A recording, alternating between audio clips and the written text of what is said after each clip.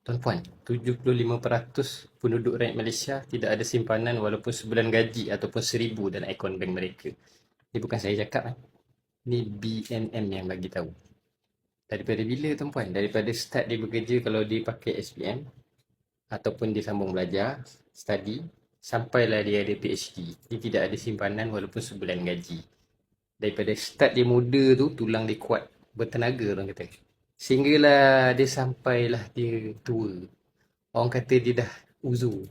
Kalau rambut ni hitam kan, sampai rambut dia dah beruban. Tak ada simpanan juga tuan-puan walaupun sebulan gaji. Penyudahannya pencen dalam keadaan miskin juga. Jadi benda ni penting. Macam saya, pengalaman saya bila saya dah join G100 ni, saya nampak benda paling penting ialah menguruskan keuangan. Dan dia tidak diajar dalam mana-mana ceramah agama. Itu yang saya nampak lah. Kalau tuan-puan ada belajar ilmu agama dan uruskan duit dengan baik, bagus juga. Tapi saya punya pengalaman tak ada. Tuan-puan kena belajar dengan orang yang memang jelas. Dia menyimpan dan dia jadi kaya. Dengan menyimpan. Tak semestinya tuan-puan kena buat bisnes.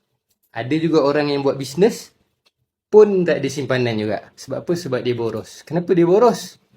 Sebab dia tak belajar ilmu untuk kawal ni. Kawal minda waktu gaji supaya jangan berbelanja melampau. Paling kurang 10% kena simpan. InsyaAllah.